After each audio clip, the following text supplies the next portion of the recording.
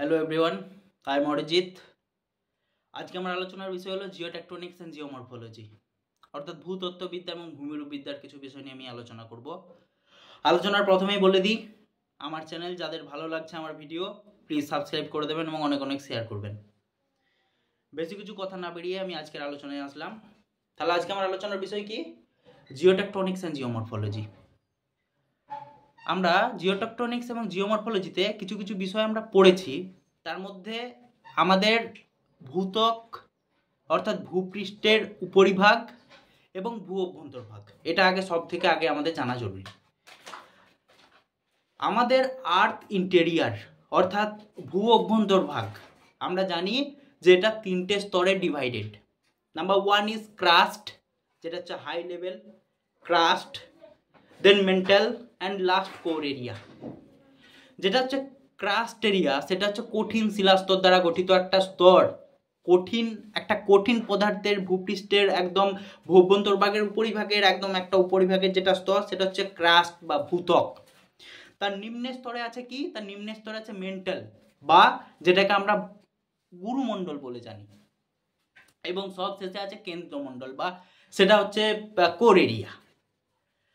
Crust, mental এবং core, এই তিনটে আমাদের ভূপৃষ্ঠের উপরিভাগ থেকে নিচের দিকে 6370 কিলোমিটার পর্যন্ত এর বিস্তৃতি। বর্তমান এর বিস্তৃতি কোনো কোনো বইয়ে 6378ও লেখা থাকে।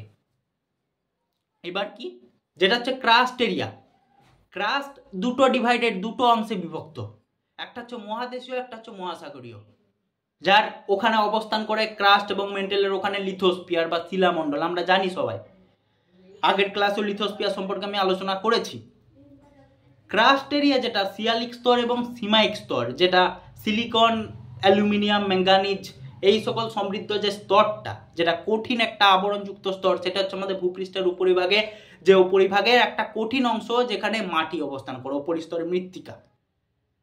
সেকেন্ড স্তর যেটা ক্রাস্ট, পুরো 2900 কিলোমিটার পর্যন্ত বিস্তৃত। ক্রাস্ট থেকে মেন্টাল হচ্ছে 5100, 5100 কিলোমিটার। ওপর থেকে একদম ওপরের ভূপৃষ্ঠ থেকে মেন্টালের ডিস্টেন্স, গভীরতা হলো 5100 কিলোমিটার, এবং ক্রাস্ট থেকে কোরের ডিস্টেন্স হলো 6300 সামথিং কিলোমিটার। যেটা হলো সেকেন্ড স্তর অর্থাৎ মেন্টাল স্তর, সেটা দুটো পার্টে ডিভাইডেড। নাম্বার ওয়ান ইজ ঊর্ধ্ব গুরুমণ্ডল, অর্থাৎ ঊর্ধ্ব গুরুমণ্ডল আর নিম্ন গুরুমণ্ডল, ক্রোফেসিমা এবং নিফেসিমা। ক্রোফেসিমা এবং নিফেসিমা, এখানে ক্রোমিয়াম, নিকেল, লোহা, ম্যাঙ্গানিজ এই সকল সমৃদ্ধ স্তর। এবং যেটা সর্বশেষ স্তর অর্থাৎ কোর এরিয়া, যেটা অন্তঃকেন্দ্রমণ্ডল এবং বহিঃকেন্দ্রমণ্ডল।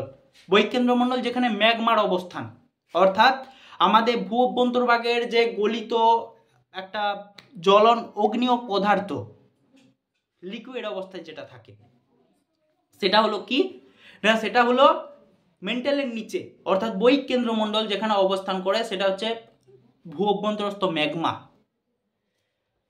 এবার কি, এবার আলোচনা কি, এখানে কিছু বিযুক্তি থাকে, কিছু বিযুক্তি রেখা অবস্থান করে। আমরা জানি কিছু কিছু বিযুক্তি, তার মধ্যে যেটা হচ্ছে ওপরের কোর এরিয়া, সরি ওপরের ক্রাস্ট এরিয়া, ক্রাস্ট থেকে মেন্টাল, এবং মেন্টাল থেকে নিচে হচ্ছে কোর, এই স্তরে কিছু বিযুক্তি অবস্থান করে। এবার কি, ভূত্বক এবং গুরুমণ্ডল যাদের মাঝে অবস্থান করে মোহ বিযুক্তি, এবং গুরুমণ্ডল এবং কেন্দ্রমণ্ডল যাদের মাঝে অবস্থান করে গুটেনবার্গ বিযুক্তি রেখা। এছাড়াও দুটো বিযুক্তি রেখা আছে আমরা জানি, একটা হলো অন্তঃকেন্দ্রমণ্ডল এবং বহিঃকেন্দ্রমণ্ডল, যার মধ্যবর্তী অবস্থান করে লেহম্যান বিযুক্তি রেখা, এবং মহাদেশীয় ভূত্বক অর্থাৎ সিয়াল স্তর আর সীমা স্তর, এই দুটোর মাঝে অবস্থান করে কনরাড বিযুক্তি রেখা। বিযুক্তি রেখা এগুলো গেল, অর্থাৎ দুটোকে আলাদা পার্টে ডিভাইড করে দেয়, যেটা ডিভিশন লক্ষ্য করা যায়। এবার আমরা জানি কি না, কিছু পাতের নাম আমরা জানি, কিছু মহাদেশীয় পাত, কিছু মহাসাগরীয় পাত। আমরা এই একটু আগে জানলাম যে পাত, প্লেট কথাটি সর্বপ্রথম ব্যবহার করেছিলেন বিজ্ঞানী টুজো উইলসন। এই প্লেট অর্থাৎ পাত নামটা এলো মানে কিভাবে সৃষ্টি হলো, এটা তো আমাদের জানতে হবে। আমাদের ভূ অভ্যন্তরভাগে একটা কিছু অগ্নিয় পদার্থ যেটা থাকে, আমরা একটু আগে জানলাম ম্যাগমা, সেটার ফলে সেখানে একটা রেডিও ম্যাগনেটিক একটা তরঙ্গের সৃষ্টি হয়, একটা ঊর্ধ্বমুখী চাপ সৃষ্টি হয়। যে চাপটা সৃষ্টি হওয়ার পর কি করে, আমরা কি জানলাম যে আমাদের ভূপৃষ্ঠর নিম্ন স্তরে, ভূপৃষ্ঠর স্তর একটা স্তর থাকে ভূপৃষ্ঠর মেন্টেলের ওই মধ্যবর্তী স্তরে, যেটার নাম হচ্ছে লিথোস্ফিয়ার, অর্থাৎ সেটা হচ্ছে কি শিলামণ্ডল। নিচের নিম্নের স্থানে অবস্থান করা যে ঊর্ধ্বগামী যে চাপ, সেখানে প্রবণ্ড পরিমাণে পরিচলন স্রোতের ফলে সেটা ওপরের দিকে প্রবাহিত হয়, এবং ওপরের দিকে প্রবাহিত হওয়ার কারণে কি হয়, সেখানে ওটাকে ফাটিয়ে দেয়, লিথোস্ফেরিক স্তরটাকে ফাটল সৃষ্টি করায়। তার ফলে আমাদের ভূপৃষ্ঠের উপরিভাগে ভূঅভ্যন্তরের নিম্নস্তর ওখানে কিছু পাতের অবস্থান লক্ষ্য করা যায়। আমরা জানি সাধারণত কি 7টি বড়, 8টি মাঝারি এবং 20টির বেশি ছোট পাত, মহাদেশীয় পাত, মহাসাগরীয় পাত বিভিন্ন। আমি ওখান থেকে বেরিয়ে আসছি আলোচনা থেকে আজ। এবার কি আমার নেক্সট আলোচনা, জিওমরফোলজি, জিওটেকটনিক্স, অনেক কিছু বিষয় আছে, আমি আজকে আর এতটা গভীরে গেলাম না।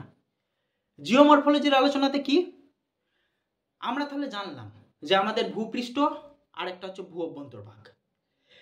কিছু কিছু শক্তি থাকে যেগুলো ভূপৃষ্ঠের উপরিভাগে ক্রিয়াশীল, সেগুলো হচ্ছে কি, সেগুলো হচ্ছে বহির্জাত শক্তি, অর্থাৎ এক্সোজেনেটিক প্রসেস।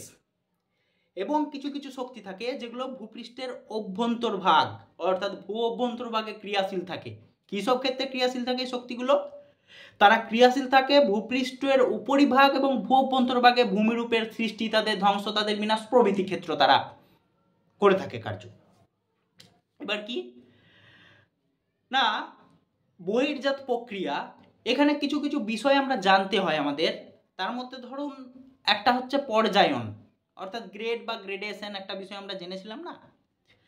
আমাদের পৃথিবীর উপরিপৃষ্ঠের ভূমিরূপ কোথাও সমান না, কোথাও উঁচু, কোথাও নিচু, কোথাও খাল, কোথাও বিল, অর্থাৎ সব জায়গা কিন্তু সমতল নয়।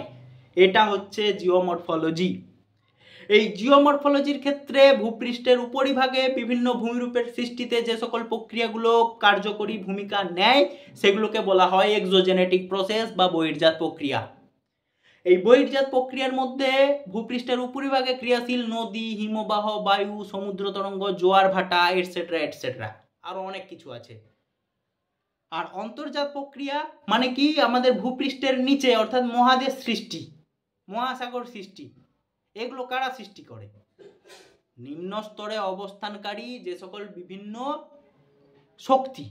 একটা হলো ম্যাগমা, যেটা সব থেকে বৃহৎ, যেটার আলোচনা সব থেকে আগে করা উচিত, সেটা হচ্ছে ভূ অভ্যন্তরস্থ ম্যাগমা।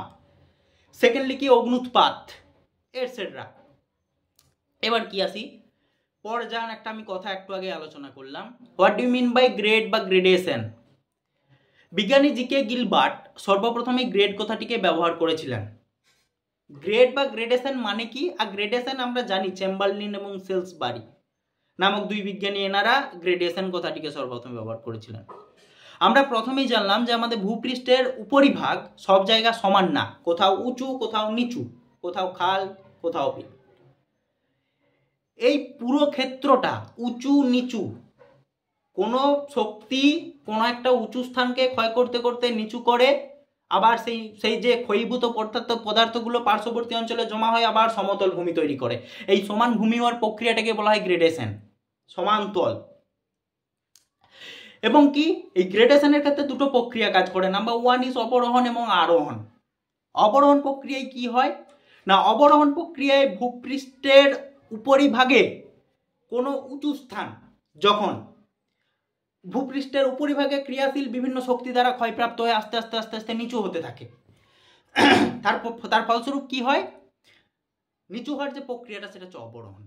এবং নিচু হওয়ার ফলে ক্ষয়ীভূত পদার্থগুলো পার্শ্ববর্তী স্থানে জমা হয়ে আস্তে আস্তে উঁচু হতে থাকে, এই ঘটনাটাকে বলা হয় আরোহণ। ভূপৃষ্ঠের উপরিভাগে ক্রিয়াশীল যে শক্তিগুলো সেগুলো বিভিন্ন প্রক্রিয়ায় ক্ষয় করে থাকে, তার মধ্যে পুরোটাকে একত্রে একটা কনসেপ্ট আমরা জানি, নগ্নিভবন। সেই নগ্নিভবন কনসেপ্টটা ভাঙলে আমরা পাবো তিনটে বিষয়। নাম্বার 1 ইজ আবহ বিকার বা ওয়েদারিং, অর্থাৎ আবহাওয়া এবং জলবায়ু, এই দুটোর সম্মিলিত প্রভাবের ফলে ভূপৃষ্ঠের উপরিভাগের কোনো বস্তু যখন ক্ষয়প্রাপ্ত হয় সেটা হচ্ছে আবহ বিকার। তার আবার অনেক প্রকারভেদ আছে, আমরা জানি জৈবিক, রাসায়নিক প্রভৃতি। নেক্সট কি, পুঞ্জিত্ব ক্ষয়। অর্থাৎ ক্ষয়ীভূত পদার্থ যখন ভূপৃষ্ঠের টানে যখন ওপরের দিক থেকে নিচের দিকে গড়িয়ে আসে সেটা হচ্ছে পুঞ্জিত্ব ক্ষয়। এবং ক্ষয়ীভবন সরাসরি ভূপৃষ্ঠের উপরিভাগের প্রক্রিয়া দ্বারা যখন সরাসরি ক্ষয় প্রাপ্ত হয় সেটা হচ্ছে আমরা জানি কি না, সেটা হচ্ছে ক্ষয়ীভবন। এবার কি এই সকল বিষয়গুলো থেকে বাইরে আসি, আমি একটু আগে আলোচনা করলাম না কিছু কিছু বহির্জাত প্রক্রিয়ার মাধ্যম, তাহলে বহির্জাত প্রক্রিয়ার মাধ্যমের মধ্যে ফার্স্ট হচ্ছে নদী। নদী কি ভূমিকা নেয়? নদী আলোচনার আগে আমাদেরকে জানতে হবে কি না, নদী আলোচনার আগে সব থেকে আগে যেটা জানা উচিত সেটা হচ্ছে ওয়াটার সাইকেল অর্থাৎ জলচক্র। What do you mean by জলচক্র? সূর্যের তাপে নিচের জলরাশি থেকে অতিরিক্ত পরিমাণে বাষ্প হয়ে আকাশে উঠছে, সেখানে গিয়ে তারা জমাট বেঁধে মেঘ তৈরি করছে, মেঘ তৈরি করার পর ঘনীভূত হয়ে আবার সে পৃথিবীতেই ফিরে আসছে। এই ঘটনাটার এই ঘটনাটা একদিনের তো না বা এক বছরের না, এই ঘটনাটা যুগের পর যুগ চলে যাচ্ছে। এই যে এই সাইক্লিক যে প্রসেস সেটাকে বলে ওয়াটার সাইকেল বা জলচক্র। এবার আসি নদীতে।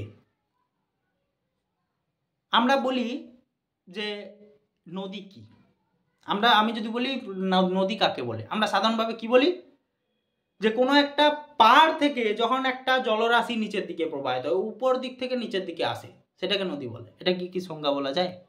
তাহলে নদীর একটা সংজ্ঞা আপনাদের উদ্দেশ্যে রেখে দিলাম, একটা নদীর প্রপার সংজ্ঞা আমাকে কমেন্ট বক্সে জানাবেন।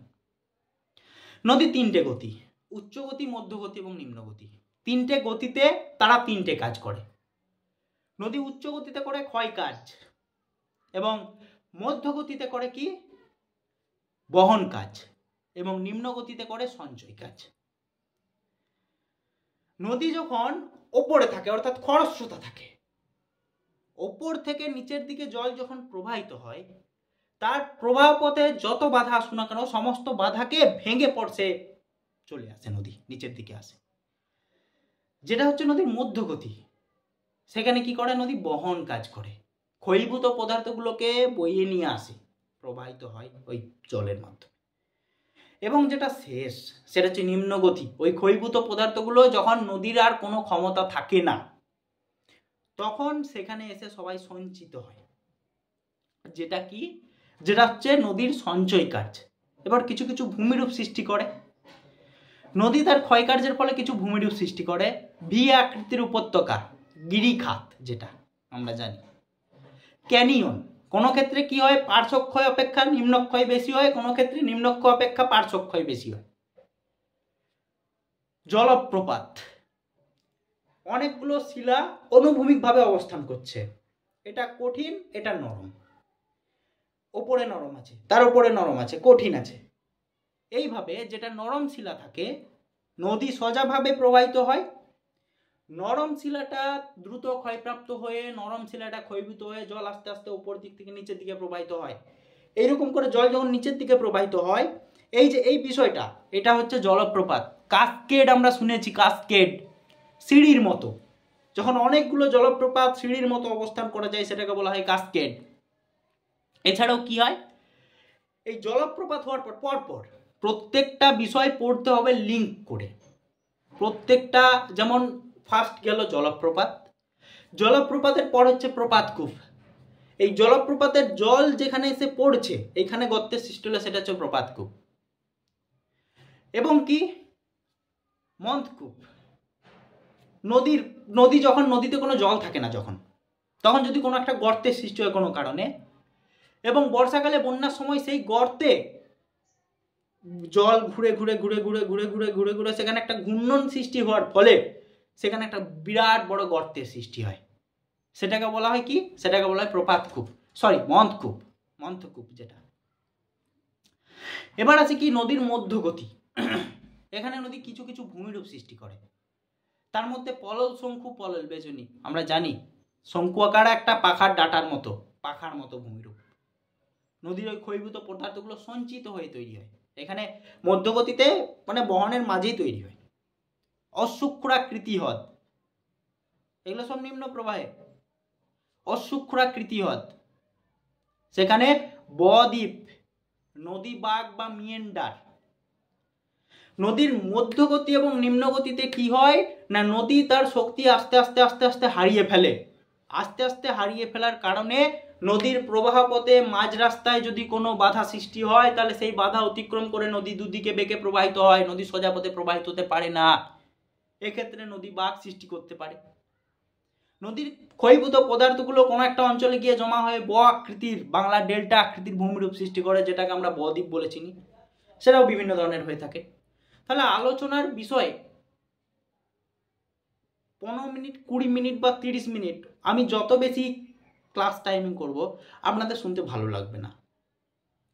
কারণ ইউটিউব ক্লাস অনুসরণ করে কেউই চলে না। That I know, I M a student, so I know. এবার কি, নদীর বিভিন্ন শক্তিতে নদী যে সকল ভূমিরূপগুলো করে, জাস্ট আমি শুধু কনসেপ্ট বললাম, কোনো এক্সাম্পল উইথ এক্সাম্পল আমি আলোচনা করলাম না। কিন্তু যখনই পড়তে হবে ইজ উইথ সুইটেবল এক্সাম্পল,